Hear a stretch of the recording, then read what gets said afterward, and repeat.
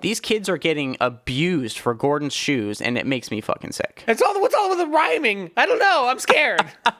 I didn't actually mean to do that, and didn't realize it was a rhyme until I said it out loud.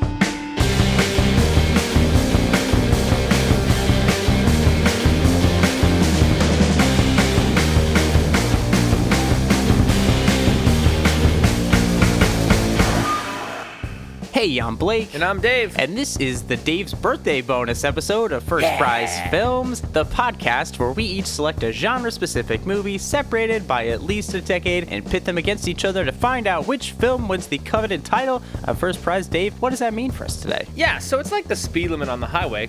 No one really listened to it. Especially you.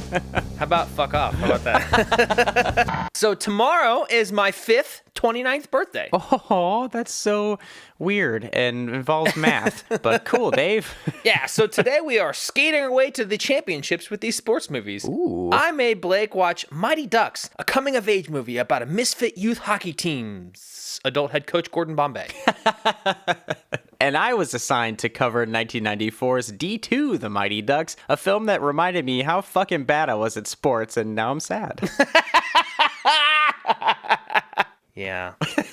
It is your birthday episode. There's essentially no rules. None. So these movies are only 2 years apart. But Yes. you chose these movies. Sure did. This is our sports episode, and you chose 2 Mighty Ducks movies. I sure did. Why? Just because, like, I wanted to choose football movies, but they have a lot of deeper themes to it that I don't think we should make fun of. You know, segregation and, you know, Remember the Titans. Cancer, all kinds of crazy shit that it's like, you know what, maybe don't talk about this kind of stuff. As much as I want to make fun of somebody's terminal illness, we probably shouldn't. Yeah, probably not. But did you like these movies growing up? I fucking loved these movies growing up. Me too. Straight up, I wanted to play hockey because of D2 Mighty Ducks. We used to have rollerblades when I was a kid, and we got some sticks, and we'd flip the puck on its side and do the moves Knuckle and stuff. puck? Yeah, exactly, from the movie.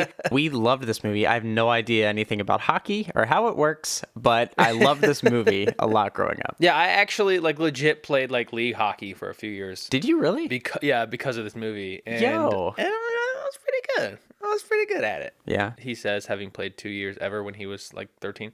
So I love hockey. And, you know, as a kid, you see other kids like playing hockey and being good at it and winning. You're like, yeah, this is cool. Let me do this too. And, Yeah. And then you grow up as an adult and you rewatch these movies. You're like, this is about Gordon. These are all about Coach Bombay. Fuck. What the fuck? I just wanted to play hockey with my wacky friends. These were fun to revisit, though, so I'm glad you chose them. And speaking of revisiting, let's get into these. I'm ready. You know what? Me too. I am ready to just do it. Lots of anticipation there. Movie 1, The Mighty Ducks, 1992. All right, Davey boy, it's winter, I'm cold, and my family are bugging me. Give us the synopsis for 1992's The Mighty Ducks. Welcome to Minnesota, home of snow, hockey, and asshole lawyer Gordon Bombay, who is on top of the world. We'll watch as Gordon makes a terrible drunk driving decision, and he's punished with the maximum penalty, coaching Little League hockey. Oh, no. My worst nightmare. Give me jail.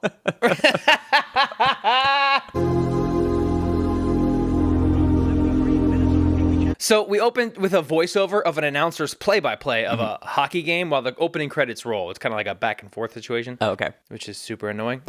Now, you missed this shot. You're not just letting me down, you're letting your whole team down, too. What we're seeing is a flashback from 1973 with Coach Dickhead telling a fucking, 9-year-old, hey, don't mess this up for me. Because that's how you coach a child, I guess. It looks like he's threatening to, beat him up in the parking lot later if he doesn't get this shot.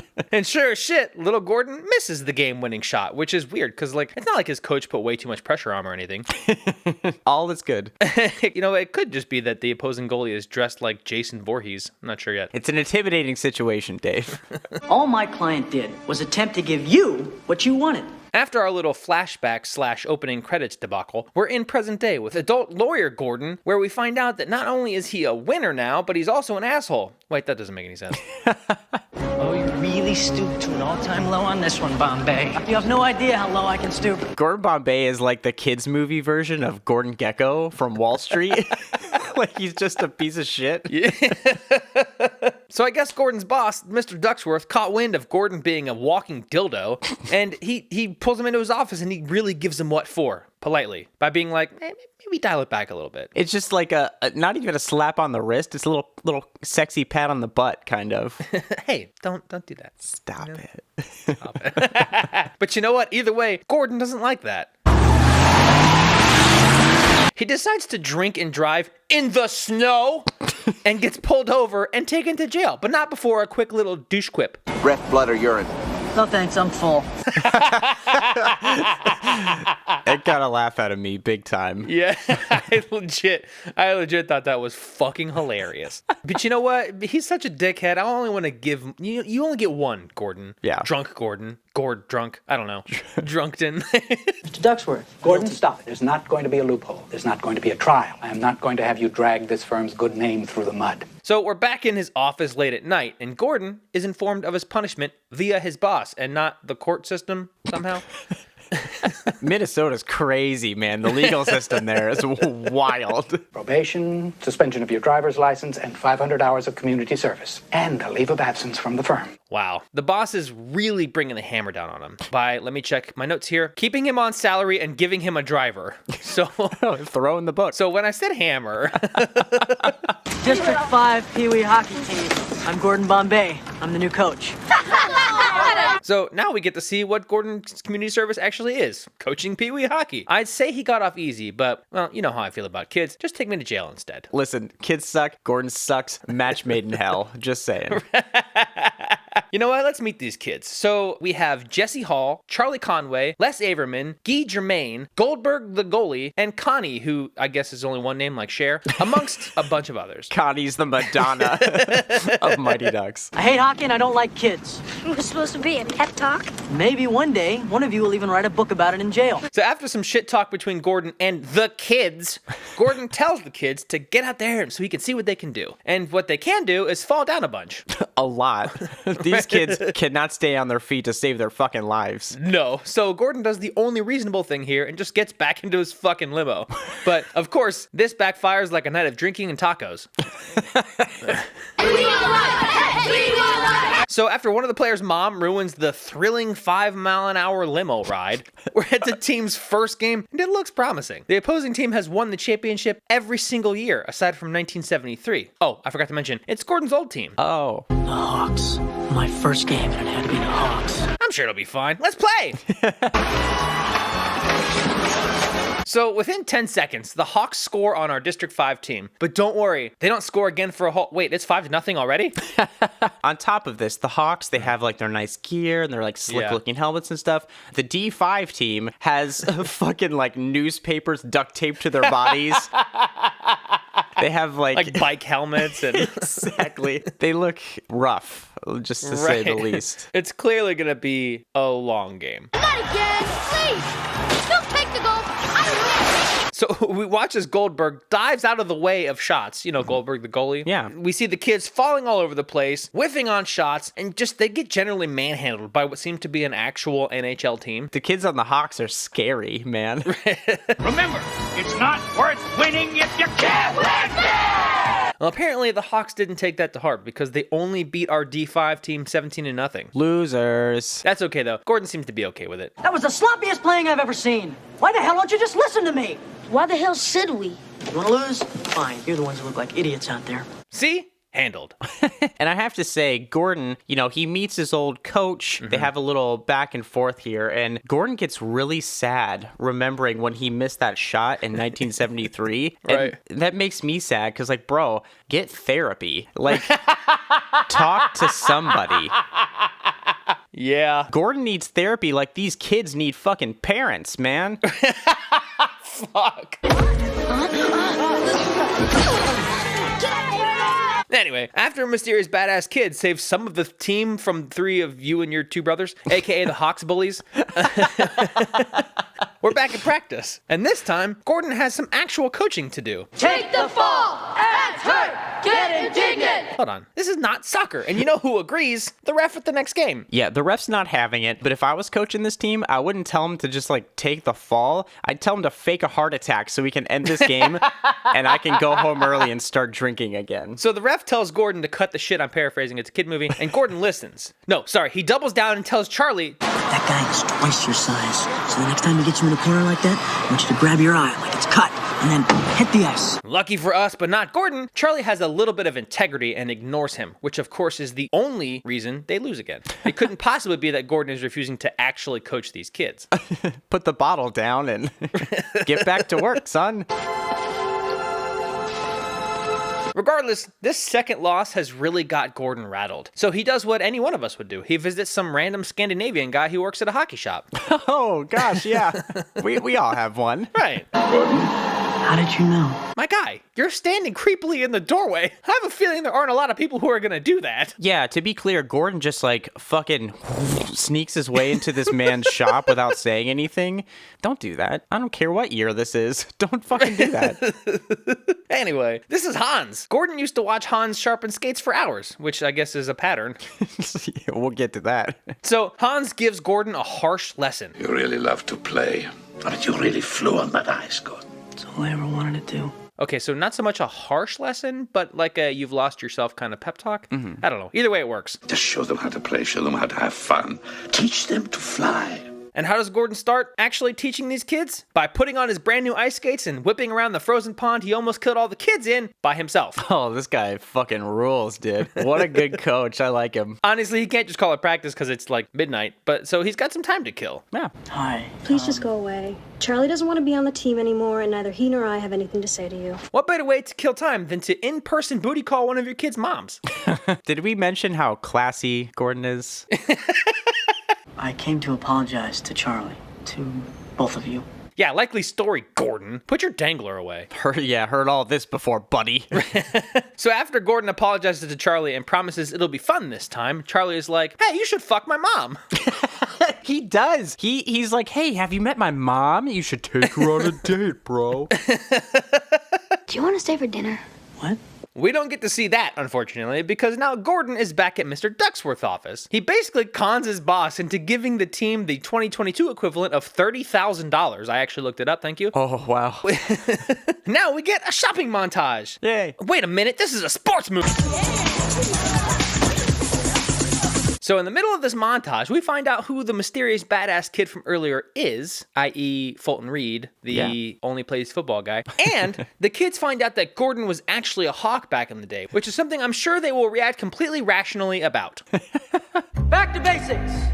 Skating. Finally, some actual learning. Gordon has them doing skating drills and learning how to have soft hands with raw eggs. And I think everyone ever has done some kind of like egg toss game, so no one here should be confused. Right, these kids are like whacking at these eggs. Like, what? Why are they exploding in my fucking face? Wow, Gordon, teach us your ways. To be fair, they're like 9. No, so... but they're not like toddlers, dude. Come on. Have you seen anybody's parents but Charlie's yet? There's one other parent. There's one other dad parent, I think. Oh, touche. I see where you're going with this. There you go. Yeah. Charlie. Good. Now sail it back.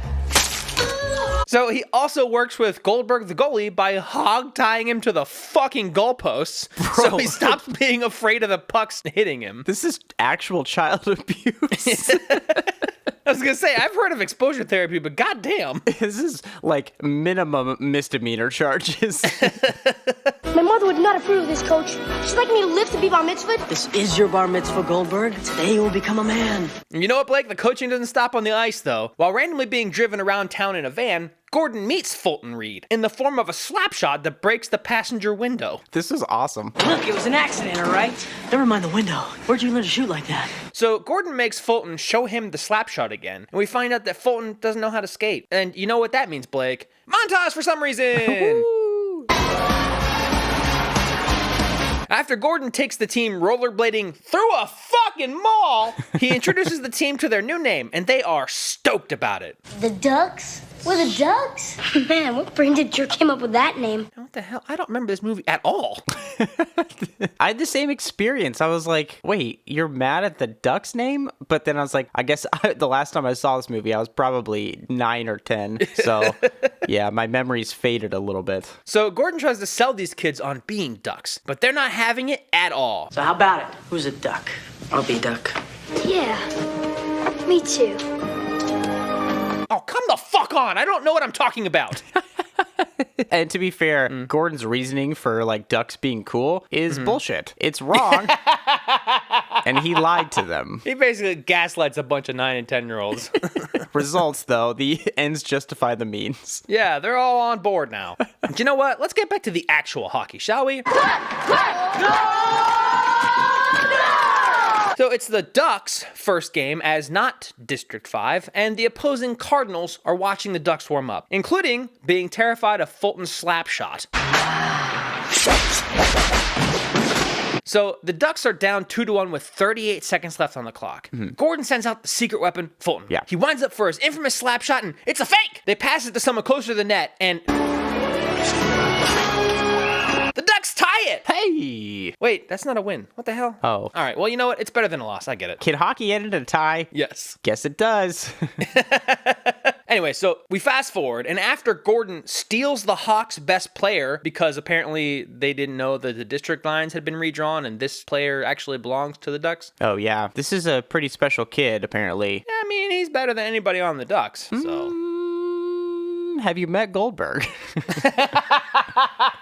So after all this goes down, Coach Dickhead chases Gordon down the hallway and then yells at him. Even with Banks, what do you think you're going to prove, you and that bunch of losers? That's right, Coach. They are losers. We hate losers, don't we? They don't even deserve to live. And a couple of randomly in the same place at the same time Ducks overhear this and somehow miss out on not only the context, but the extreme sarcasm that Gordon lets out. Lays it on thick, too, and these kids are like, wow, he wants to drown us in the river.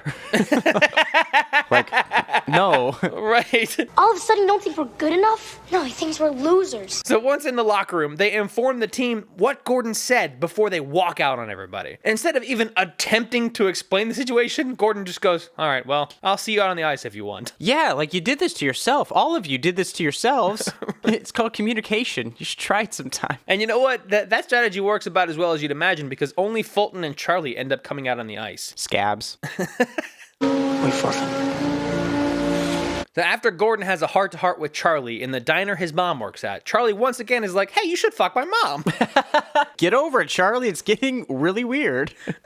You know, she has many fine qualities that men find attractive. Well, that's not actually the point of this meetup. The point is, instead of trying to clarify what happened to the team, Gordon's just gonna quit now. Some kids caught me saying some out-of-context shit, and I guess I'm gonna quit. Bye. His court appointment is over by this point, by the way, right? Oh, yeah. He's been clear, but he's like, nope, I'm gonna keep coaching these ragamuffins to victory.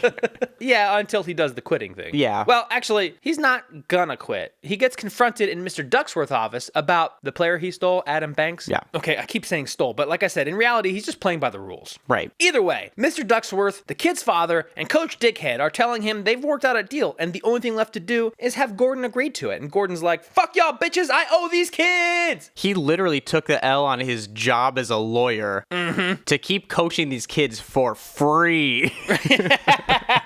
Are you prepared to lose your job over some kids? Some game? Are you prepared to fire me over some kids? Some game? Collect your personal belongings, Gordon. So he goes to the kid's school and finally takes the 5 seconds to explain what happened and asks for forgiveness while they're in detention for quacking at the principal. This is cute. It's cute, but honestly, he didn't even do anything wrong. Let's forget all that crap. We're a team, right? Yeah. I made you guys, and I'm sticking with you. All right, Blake, it's game time again. Yeehaw. The new guy, Adam Banks, shows up and Jesse is pissed. Putting on a Ducks jersey doesn't mean you're a real duck. Well, he's certainly acting like a real duck, Jesse. He scores the game-tying goal, and now we have 16 seconds left. Gordon pulls the goalie to have an extra man, and Fulton is that man. Sorry, boy. Large boy.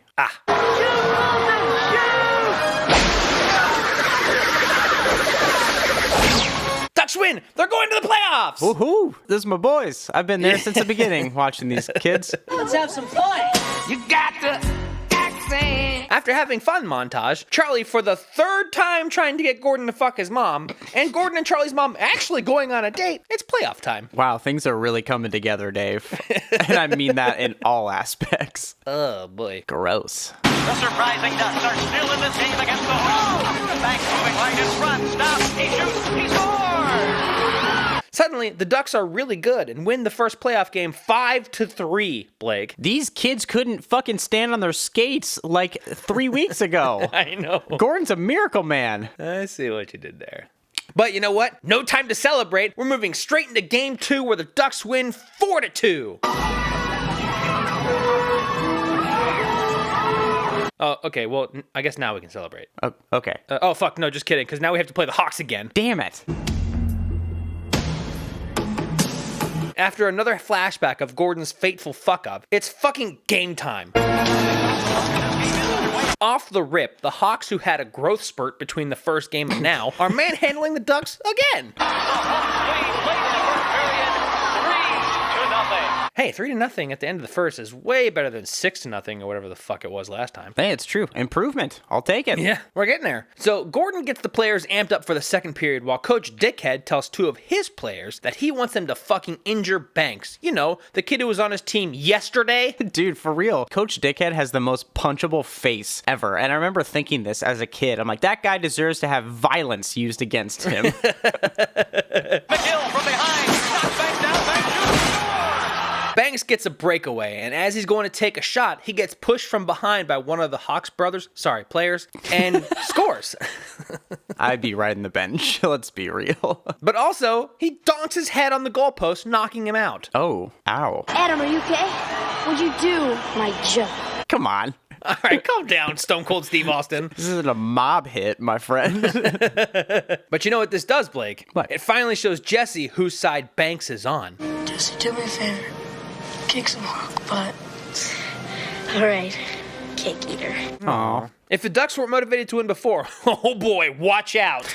Gordon puts Fulton in, who slap shots the Hawks goalie into the fucking net, which then comes off the pegs. It's 3-2. Fulton's slap shots are so fast, they cut through the net when he hits the net. Mm-hmm. It's a deadly weapon, I would argue. Oh, shit, it's 4-2 now. Don't you sweat it though, Blake, because Gordon has a few tricks up his sleeve. Thank God. Actually, let me rephrase. He only has tricks up his sleeve. That's their strategy. All trickery all the time. Right. He gets the figure skater on the team to distract the Hawks long enough to score a goal. It's 4-3 now. Hey. But one of the Hawks has little pee-pee syndrome and pushes down the figure skater, prompting Fulton to retaliate and get himself thrown out of the game. Well, I guess it's over. Rip. We tried. Just kidding, Blake. Flying V! Jesse leads the Flying V, which is literally all 5 kids formed into a fucking V, the worst play ever in hockey.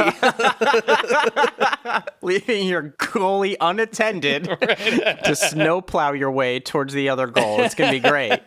Right. And they go down the rink, and Jesse scores the game-tying goal. Can you feel the intensity? Yeah, man, I'm amped. All the Ducks have to do now is hold on to this tie for 25 seconds to go to overtime. But guess what? What? Charlie has other plans. Conway to center ice. On a breakaway. Down the middle. He can win the game. Hey! Charlie gets a breakaway and is about to score when he gets pulled down by a Hawks defender, prompting a penalty shot. It's all coming back around. Now, Charlie is in the same spot that Gordon was 17 years ago. Oh, wow.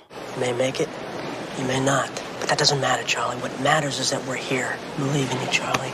Win or lose. Now that some ice got in my eyes and melted, let's get to this penalty shot. Is this the part where Gordon Bombay says, listen, whatever happens, I'm still your coach, I still love you, and then hands him a shank and says, win by any means? Did you watch the knockoff version again, Blake? I watched the version that I bought from a guy with a trench coat and McDonald's. Yeah. You're going to have to tell me how this movie ends, because mine ends in a bloodbath. So this is what happens, Blake. Mm-hmm. Charlie makes his way down the ice, with his team chanting his name. He drowns out the noise and focuses. Wow. 1 deke, 2 dekes, 3 dekes. He shoots and... The Ducks win with no time left on the clock. They won the championship. Woo! They did it, boy. They are intramural Pee-wee champions of a very specific region of Minnesota.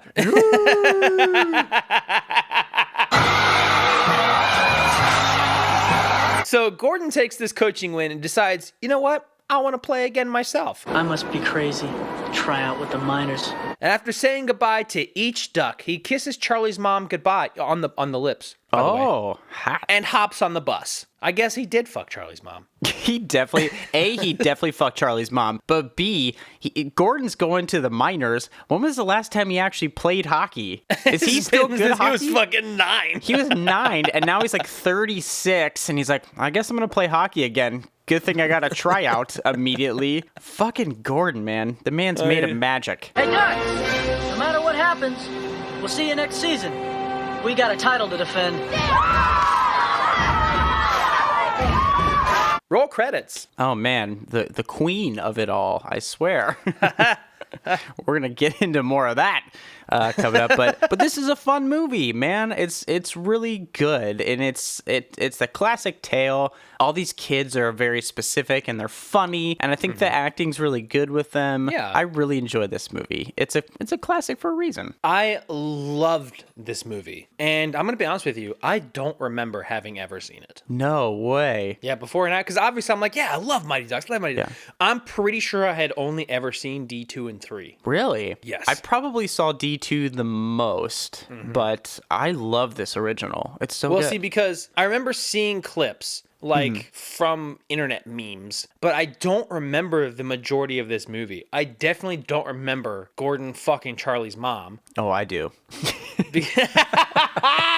But yeah, no, it's so strange. I don't remember at all. That's wild. But did you enjoy this though? Having apparently seen it for the first time. Well, yeah, I did. I really did. And I don't know. It just makes me want to just go on a fucking back-to-back Mighty Ducks watching marathon. Even though I've just watched 2 in a row, and now I want to watch the third one. I don't blame you at all. And like, I really relate to like the little kids and all this stuff because they're just a bunch of weirdo outcast kids who just hang out and have fun. It reminded me a lot of me and my friends when I was little and stuff. And like, we're just goofballs and we weren't good at anything particularly, but we had fun just doing whatever we could together. So yeah, I mean, I agree with you aside from the not being good at it part.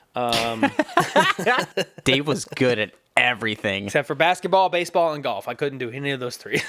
We don't talk about those sports. Dave was good at everything. Dave's like manly guy, and I'm not. Yeah, I'm not going to disagree, but... What gave me away?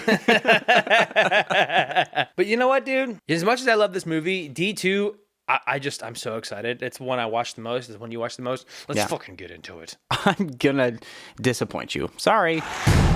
Movie 2, D2, The Mighty Ducks, 1994. All right, dude. I am so excited about this movie. Let me hear the synopsis on the movie that somehow only got a 21% on Rotten Tomatoes. It's been 2 years since Gordon Bombay got drunk and taught an orphanage how to play hockey, and now the Mighty Ducks are going international. With a few additions, they are now Team USA and compete on the world stage against their most savage and brutal overseas opponent to date, Iceland? I want you to remember this pond. No matter how far you go, don't forget your home. We open to flashbacks of Gordon Bombay between movies. You know, remember he joined the minor leagues. Yeah. He's still played by Emilio Estevez, which was a good choice for him. He's skating around, playing hockey, seemingly in his prime. And he was this close to going pro, Dave. But a tame hit into the sideboards and boom! There goes his 38-year-old knee. Damn. This is how everyone's uncle describes their sports careers, by the way, every Thanksgiving. After they've had like 15 Bud Lights. Yep. So close. I was a star. I almost made it. Cut down to my prime. Oh, what a hit! Bombay goes down hard. I guess Gordon made no money doing this because he's back in Minnesota, sleeping on his buddy Jan's couch. He's looking miserable as ever, proving that just because you turned a youth hockey team around one time doesn't mean you can turn your own life around. Dave. I was this close to the NHL, Jan. I was back in the game, and man, I was alive. Have you thought about coaching? After all, you were the Minnesota Miracle Man. Hey, that's a good idea, Yan. Gordon should try to do a job he's actually fucking good at, for once. But maybe he could also do one that pays the bills, like being a lawyer again. Yeah, these things are not mutually exclusive. Did he get disbarred? Like, what happened? I don't know. He just was like, you know what? Lawyering isn't for me. I have integrity now. Can I help you? Oops, sorry. Got away from me. Well, luckily, about 5 seconds later, Don Tibbles, senior VP of Hendricks Hockey Apparel, he walks into the store like he's the devil and someone just offered to sell him their soul. He looks like a used car salesman. Yes, honestly. he does. He does. I want you, Gordon. I want the next coach of Team USA to become a household name. And literally, just like that, Gordon is the new coach of Team USA for the Junior Goodwill Games in Los Angeles. Like, what in the feel-good contrivance is going on here, Dave?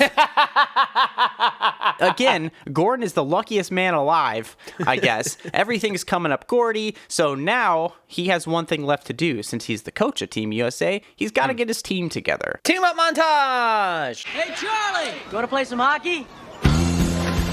So I'm not going to go through every fucking kid that they get. It's a lot of kids from the first movie, and we get to meet them all again in our radical 90s montage. Charlie, he rollerblades around Minneapolis and gets the Ducks back together, who all just happen to already be skating at the time or have their skate gear with them. I mean, I don't know. Gordon relied on a child to skate around town unattended, doing his bidding. To be fair, what? This is 1992. Times were easier then. You're going to tell me that you never left the house unattended to just go walking off into the distance to find your friends? No, Dave. What? I never had friends. Oh, yeah. Stayed home and was bad at sports. Gordon, today coaches have images. Images mean dollars. I sell you, you sell the sport. We both get rich. You're going to pay me that much to endorse sportswear? So Gordon signs the contract with the devil, Tibbles. Yeah. And we're in business, baby. Now, with enough money to score an entire brick of cocaine, Gordon is ready to be around children again. I foresee this coming back to bite him in no way, shape, or form. Nope. Coach Bombay's Ducks will be joined by some of the top young players from around the United States. So after a slew of weird cultural stereotypes associated with the new kids, guess what happens, Dave? They fight. They're all together for the first time.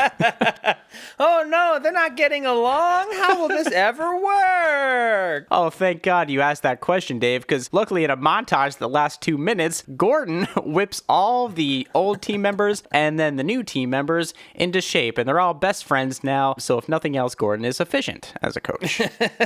Compared to other countries, America is still young. America is a teenager, a little awkward at times, but always right there on the verge of greatness. This movie also has a lot of propaganda stuff in here about America that I remember a lot from when I was a kid. Yeah. Do you remember this? Yeah. Like, this came out the same year as the 1994 Winter Olympics, so people are still, like, riding that American, like, patriotic high and stuff. This movie capitalized on that big time. Oh, totally. And that's just kind of how it is in sports movies, especially international sports movies, that you just, America versus the world. Oh, for sure. They, like, really lean heavy into it. And, like, I remember really buying into that when I was a kid. Right. Anyway, we are finally in LA, where the games are officially starting off. Tonight's game matches the second-seeded Team USA against the 10th-seeded Team Trinidad Tobago. I don't know why this is racist, but but it feels like it. They're like shown with like steel drums and like the music and shit. Oh my God. So Team USA, they're in their first game and they're mopping up the ice with their opponents or Zamboniing up their opponent. I don't know. Whatever. Insert hockey joke here. Anyway, during this game, we get skating, we get goals, a penalty, and honestly, it's kind of boring. But we learn that Team USA is good. So moving on to something really exciting now, a press conference. Oh, wait, what? Team USA is going down. That's where you're going. See you on the ice, Bombay. Oh shit, Dave. Just as Team USA is wrapping up their inspirational press conference, the big bad Iceland team shows up in all black to call out our heroes, our American patriotic children. Right. And, you know, I just have to say, as big and bad as they are, right? As intimidating as they are, as they look. Yeah. The fact that they were like, nuh-uh, you are, is like... Really? Yeah, not thinkers. Tibbles, what are we doing here in Malibu? This is your new place, man. Gordon gets swept up in the glitz and glamour, apparently, of being a famous youth hockey coach. I'm sorry. They bought him a fucking mansion of an apartment. How much money is in kids hockey? He stays at a mansion in Malibu while his team of children, of literal children, they run amok amongst themselves. They stay up too late. They play pranks on each other.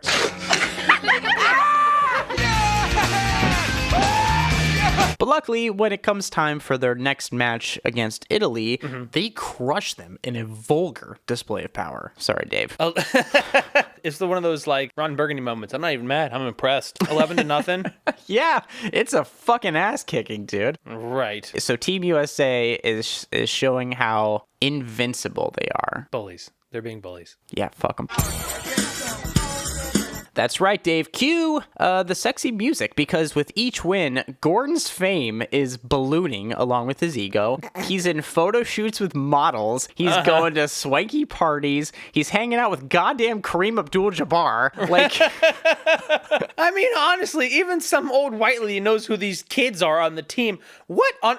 There's no way that youth hockey is this popular. No, like, do you remember, like, when the Olympics and stuff were going on where kids, like, I feel like this was the era of, like, star Olympians, you know? Like, every kid knows them, and I remember some from that era, but, like, what? Let's do a quick little thing. Let's try and remember a single junior Olympic event in our lifetime. I got nothing. Yep, me either. Literally not even one. I forgot they were even a thing until this movie came on. I was like, oh, yeah. It's a loafer, and we'll call it the Air Bombay Loafer for kids who want to coach. So Gordon being swept up in all this, he even mentions that he wants to have Air Gordon shoes made. Oh, God. And they're shoes for kids who want to coach. Like, bruh, what the fuck? I didn't give them penny loafers? What the fuck? Like, no kid wants to coach.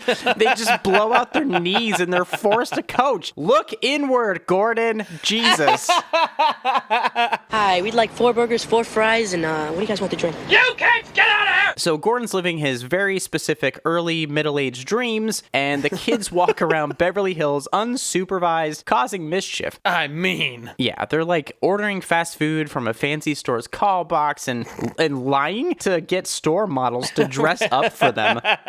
Like, that's like some future sex offenders of America shit right there. Oh my God, for real. And you know the little Goldberg is sitting there with a little Goldberg. It feels bad. Yes, it does. But in all seriousness, was Gordon supposed to be their chaperone too? Is that what this is implying? That since Gordon is like, you know, hanging out with models and designing shoes, that his team of literal children are just fucking running around a city? Where are their parents? How is this happening? I have no idea. Honestly, I thought the same thing. Look at this. She's an Iceland chick. What's he doing with her? Great coach we got. Tensions are running high between the players and Gordon because Gordon's been canoodling with the Iceland team's trainer and obviously is not focused. Plus, think about this. She's from Iceland and they're eating ice cream. I don't believe in coincidences. I'm just saying brainwashing if I've ever seen it. She is forcing him to lose focus and bork her. I don't know. It's something, because Gordon is irresistible to those Icelandic ladies. Welcome to today's game. Team USA against Iceland in what could be a preview of the championship game. So Team USA, they're finally playing Iceland, the big baddies. And they pull out all the stops, but the Icelanders are all like a foot taller and about 10 years older on average. So they get their asses handed to them play after play, including 2 ejections. You're out of the game. Give me a break. You're throwing him out? Gordon realizes from this point on that all the hair gel in the world cannot fix this problem, okay? He's got some coaching to do. Yeah, especially when he realizes someone can stop Fulton's slap shot. Yeah, bro. Fulton, last movie, was putting pucks through nets, and now these Icelanders are taking pucks to the dome like they're fucking built out of marble. It's insane. This is how you repay me. We just didn't have the magic tonight. Well, you better get the damn magic.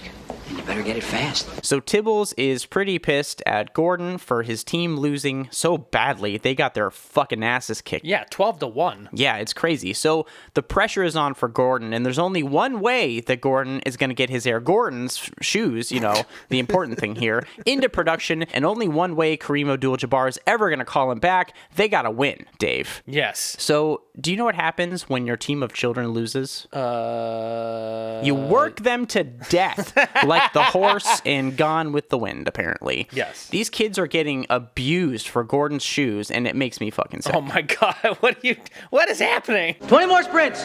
Go! Line up! So since the kids got abused and their teacher had to fucking step in to stop Gordon, they get a day off to rest, and the next day they're conditioning before that night's game when a new coach arrives in the form of a very young Kenan Thompson. Grab your gear and let's go play some schoolyard puck.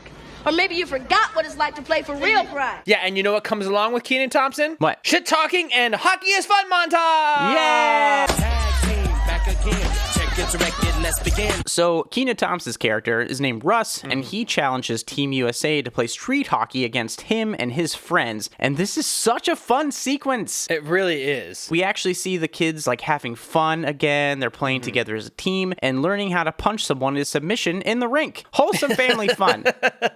When a guy comes at you like I just did, you do this. Stick, gloves, and shirt. While that is all going on, Gordon, he has a little time to actually, you know, self-reflect. He sad skates around by the beach, feeling terrible for himself, and he doesn't even show up on time to the match that night. And when he does show up, he makes an obnoxious-ass, self-indulgent entrance. Oh my God.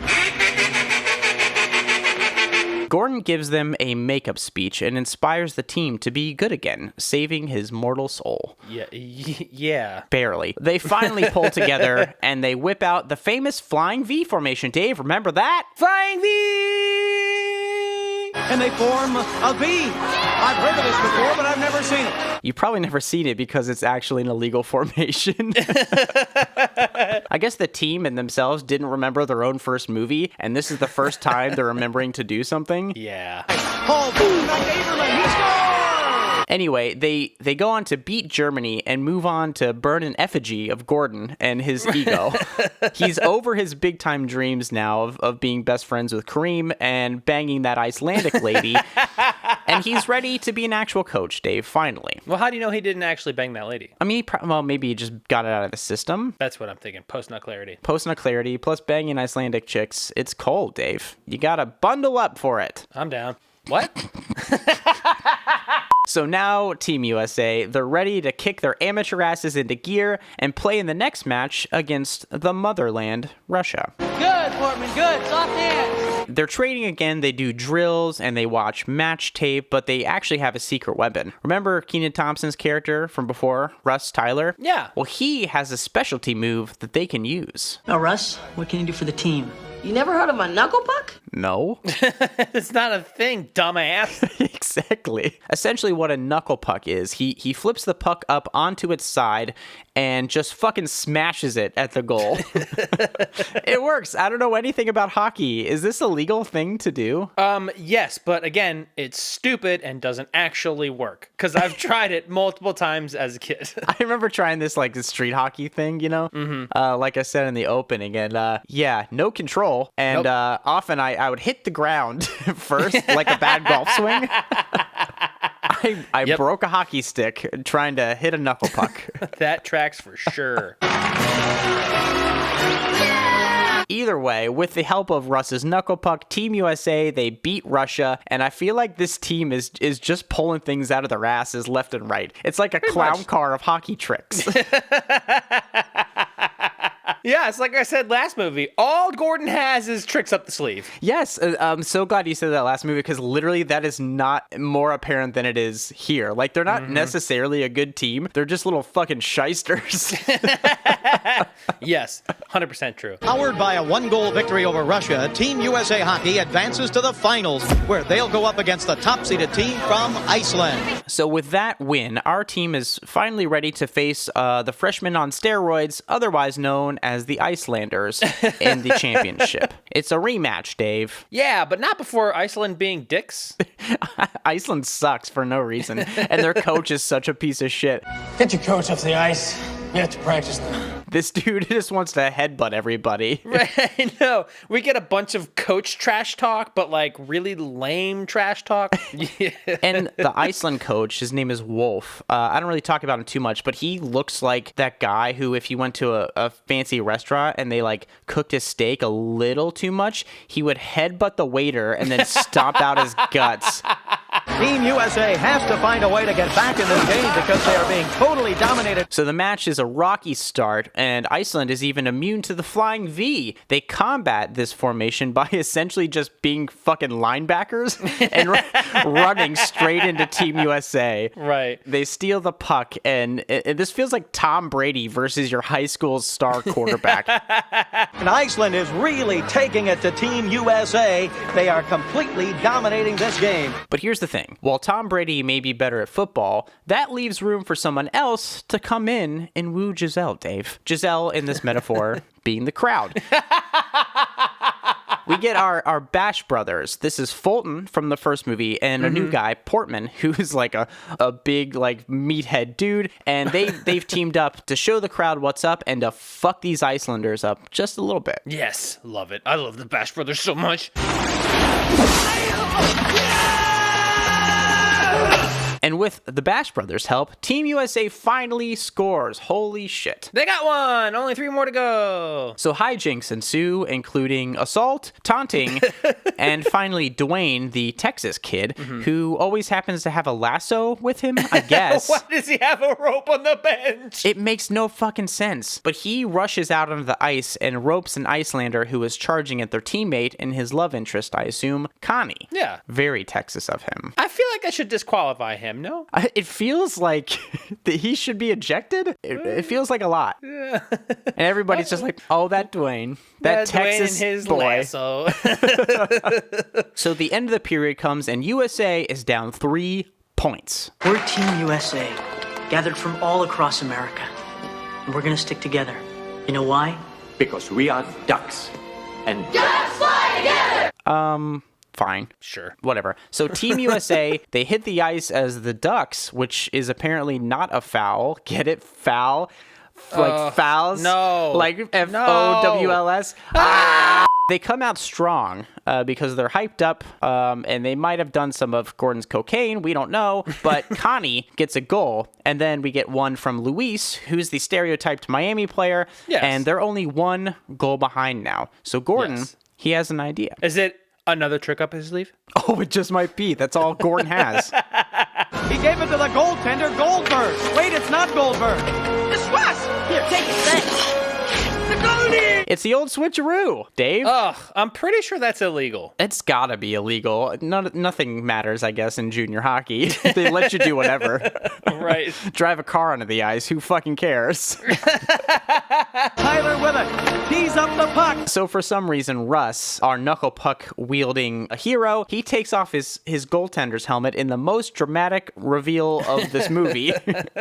He gets the puck, pops it up onto one side. It's the knuckle puck, you knuckle fucker. He shoots it. He shoots it, and with the knuckle puck.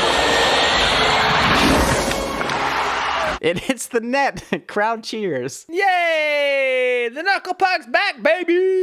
It's happening. The game is tied, and the clock runs out. And I guess we learned last movie that hockey games can end in a tie, but apparently hockey championships cannot end in a tie. Exactly. So the announcer tells us what happens next. Thank God. So the championship comes down to a shootout. Each team picks 5 of their best, one-on-one with a goalie. Best of 5 shots wins it all. Thanks, Phil, or whoever the fuck the announcer is. This guy's really been helping my recap out, so appreciate you. So they start their shootouts, right? They do one, back-to-back, back-to-back, and of course, by the time the last puck comes up, they're all tied up. It's 3 goals to 3 goals. So Adam Banks, their star player, outside of the district lines in the first movie, inside the district lines of our heart in this movie, he heads towards the goal. It's a goal, Dave. Yay! You even took off your shirt for that one. That was intense. I appreciate your enthusiasm for children's movie from 30 years ago. It is a goal. Now, the ice chips, the Icelandians, I didn't look this up. I don't know. Icelanders. They have one more shot to tie it up and move on to the round where I guess it's just fist fighting on the ice. I don't know what happens next if they tie it up. They just have to do it again. They literally do it again until... They should just fight. Last team standing wins. Well, either way, it's Gunnar Stahl from Iceland's turn. Yes, it's true. Gordon puts in his backup but total badass goalie, Julie, to replace Goldberg. So Iceland's star player, he comes skating towards her. It's super intense. The lights go down. Not really, but it feels like that. And he takes a shot. The crowd goes silent. And this happens. She stopped the puck. Ducks win. Hey, Ducks win. You know what? It looks like Gunnar was shooting blanks. Team US Ducks wins. They wave that red, white, and duck. This is very confusing. Naturally, Iceland's Coach Wolf, he starts executing players for embarrassing him, and he's now being held for crimes against humanity. What version? You quit watching bootleg movies, Blake. What happens next? Okay, yes. I watched the actual ending. Turns out you can watch it on the internet. It's fine. They're happy, and this is a big ending. Everybody's like on the ice. They're waving the flag. It's really happy. It's way less brutal than the execution scenes that I watched, and it feels good. Come on, Ducks! Going home! I have one question. Yeah. What are the Ducks going to do with all their winnings? What's that? They don't actually win anything? In fact, they lost weeks of education in an actual environment.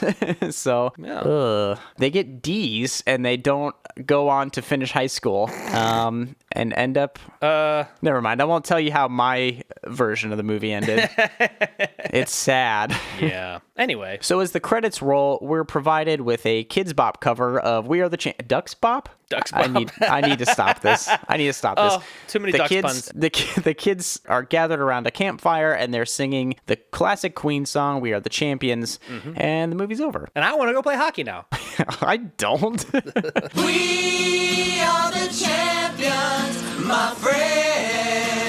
So we're through it, man. There's a lot of ups and downs in this one. Lots of montages, lots of stuff just happening. Yes. Lots of themes and arcs to get through. This movie's kind of a fever dream now that I'm watching it as an adult. A little bit, yeah. There's a lot going on and a lot more than we as kids really grasped. And once again, it's secretly about Gordon. It's like mainly about Gordon. Like it's like we're going to talk about this shortly, but yeah, this is a very Gordon-centric movie. And that's why I didn't really even like call many of the kids out by name, because they don't really have much of their own stuff. They have these like little mini arcs, but like it doesn't really add to the overall plot of this thing. And it's kind of annoying, but also like I get it, because you're, as an adult in the 90s, you're going to take your kid to see this movie.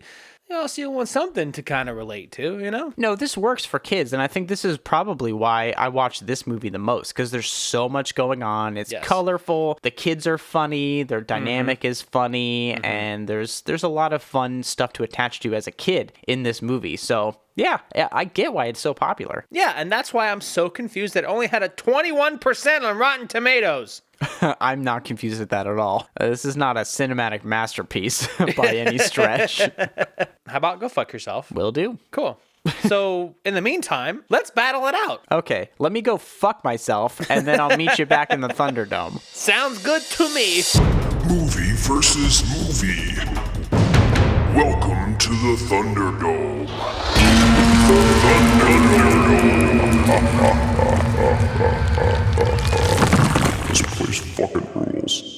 All right, Dave, we're back in the Thunderdome, and I still don't understand how hockey works. That tracks. It's been a tough episode for me. I've had a lot of notes, mainly just the mechanics of what hockey is, means, and or does. Yes, and I've tried to explain it, but it's like talking to a balloon.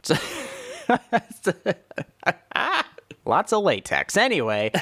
What? Before we watch these movies, Dave, you and I, we decide on 5 things that we both agree make a good genre movie. Yes. In this case, sports movies. So let's go through them. Sure. Number 1, we need ragtag underdogs. Bunch of heathens up in here. Number 2, we need a coach subplot. I thought this was about the players. Number 3, we need an insurmountable rival. Are we even playing in the same league here? Number 4, we need aspirational themes. This whole thing is like one big halftime speech. And number 5, we need a climactic final game or match. Lose yourself in the moment you own it. You better never let it go. Ho!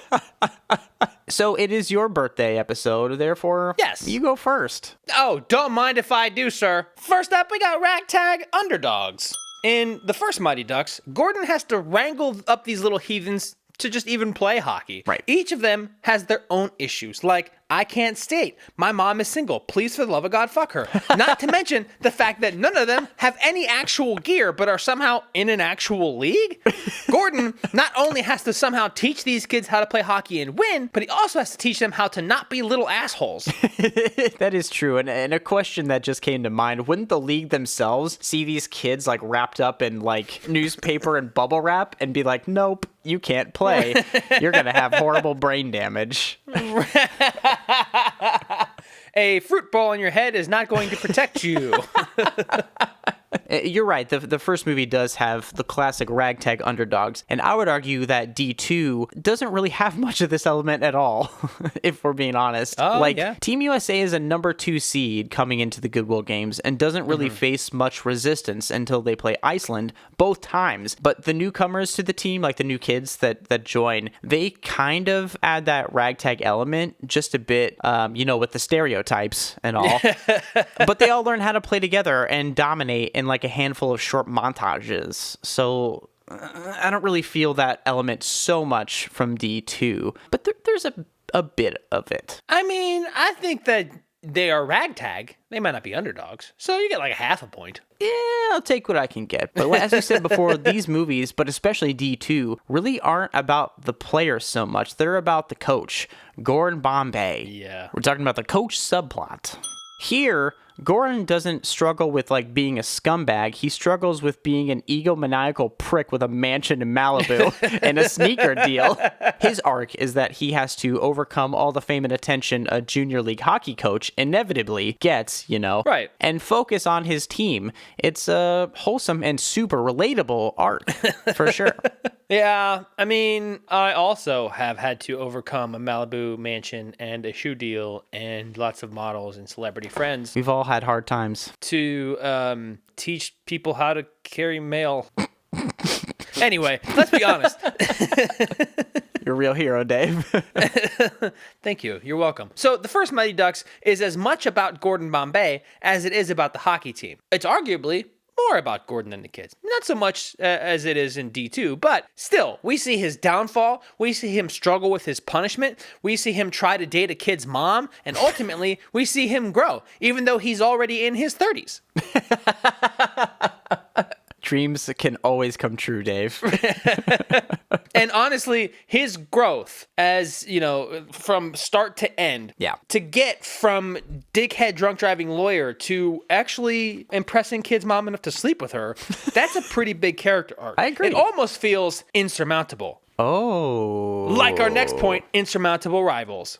The Ducks' rival in this movie are actually Gordon's rival. The rival coach was his little league coach, and that guy was a dickhead. However, dickhead or not, he can coach. Yeah. His team is like the number 1 team in the state, or in this area of the state, and they outmatch the Ducks in every category. So much so that the Ducks have to rely on pure trickery to win the big game. Like literally, it felt like a like full of flag. I feel like there should have been more pies to the face. There should have been more like silly string, but yeah, they get the job done. But if we're talking about an insurmountable rival, look no further than Iceland. And I don't mean the hockey team, I mean the country itself and the culture of brutal domination it breeds. But also the hockey team. Oh my God. These kids, in heavy air quotes, are like 6 foot 180 and out for blood. They're highly skilled and have unpronounceable names. And frankly, even as a 32-year-old man, I would be intimidated by these children. They're giants. Yes, they are very clearly adults in child's clothing. It's crazy, but what I do have to say about these rivals versus the first ones is that going against them, it's even more aspirational, if you will. Because again, these both movies have aspirational themes, but in D2, the aspirations are a little bigger and they kind of hold more weight. These kids aren't just competing to win their local league, they're competing for their country, man, and it's like a big deal. Right. Coming together as a unit and making your dreams come true has like got to be so many kids' aspirations that like I can't imagine this is not hitting home for a large swath of children. Back then, but even still now, it was aspirational for me, and again, I fucking suck at sports, and I think this movie builds up nicely to it though. Yeah, oh yeah. I mean, to go from not even be able to stand on your skates on the ice to now being champions of the world. Yeah. In Junior League. And that's huge. But in Mighty Ducks 1, it shows that, hey, anyone can fall from grace and coach a Little League hockey team to a championship after having a successful law career. Or, hey, kids, are you terrible at a sport but like playing it anyway? Don't worry, you can be good too, so long as you randomly get a coach who is drunk driving charge and is there against his will. Dave is pro drunk driving right now. Honestly, though, the real theme is that your mistakes don't define you. A theme that I think too many people around the world need to hear and would help everyone get to their aspirations. God damn, yeah. Well, I mean, wiping tears away over here. You're welcome. It's true. That was heavy. That hit home for me. Fuck, man. And that's kind of what I do, you know? I'm able to really bring everything to a peak. A real climax, if you will. Like a climactic final game or match. You're able to climax? Don't you dare! Listen, I'm just happy you're here to climax, Dave. That's what everybody says. So, oh boy, this final game is one for the ages. And by ages, I mean literally that day. Because seriously, how many people care about Little League hockey? Well, it is Minnesota. Anyway, it's true. Gordon and the Ducks complete a highly unlikely season that ends with a game versus Gordon's Little League coach, one that they win. And it's Gordon's chance to prove that, hey, I'm a winner, damn it. You're the one who sucks, coach. It's true, but in my opinion, D2, The Mighty Ducks, a confusing name, by the way, has hands down the biggest ending of both of these movies. There's more tension, the final match lasts longer, and there's even a bigger showdown at the end. You know, it's so built up, and to top it all off, it's not just a Pee-wee hockey league, it's the Goodwill Games, whatever that is. It's international, and Team USA comes out on top. The scene itself just feels bigger and heavier than the original. Like, more people are there. The music swells.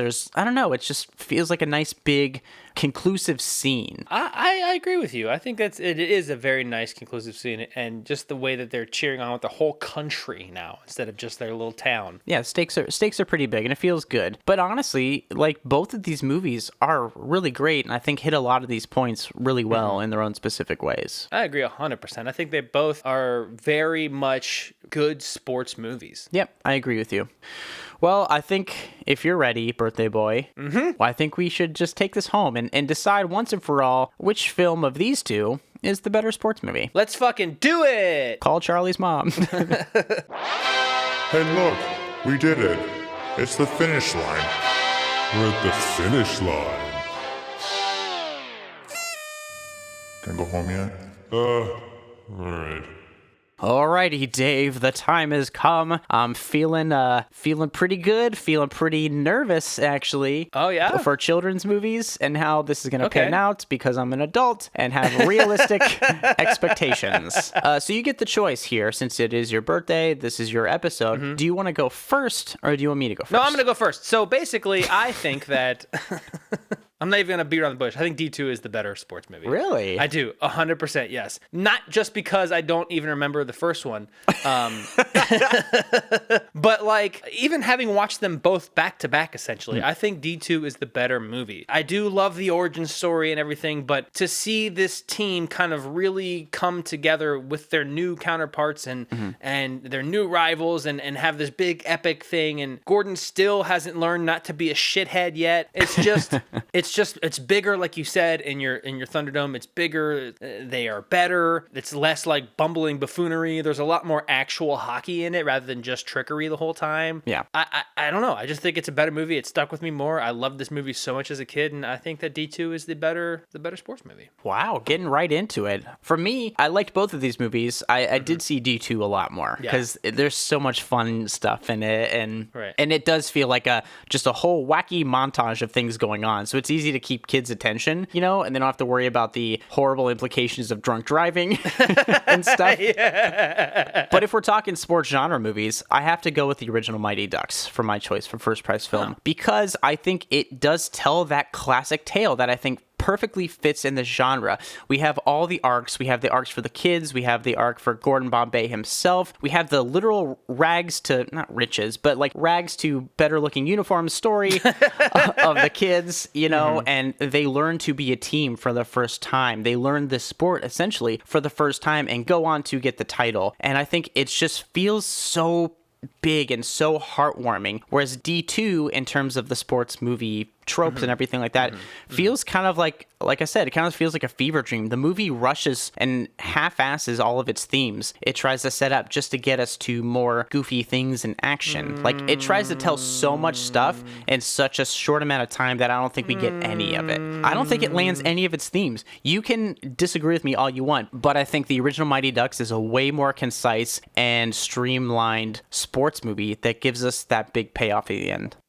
Interesting. I'm not trying to be contrarian or anything like that. I just think it is a better film in general, but also a better sports film. Wow. Well, good thing it's my birthday, because birthday veto. You lose, I win. D2 wins. Oh, fuck.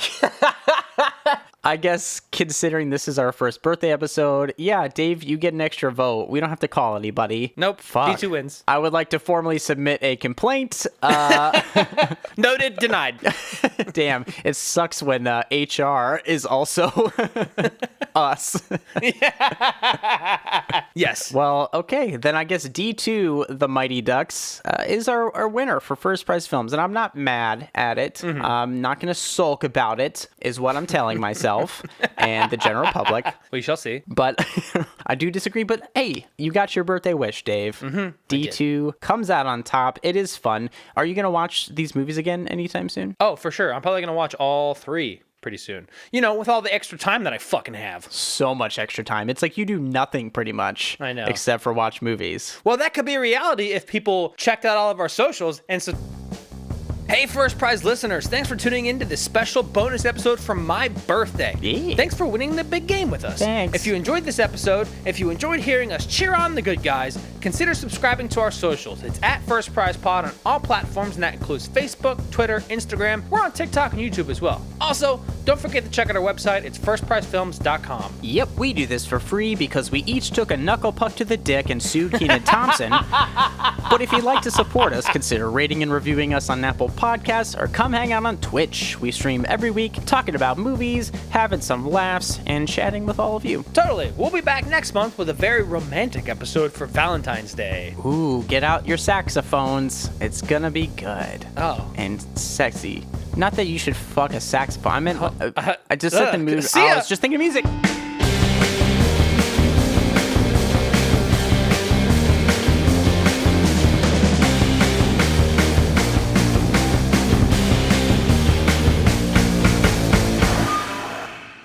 I literally stopped. My note says, despite having lots of fun and, not even and, my note just stops. I just fucking trailed off. It's like your brain just kind of shut off in the middle of your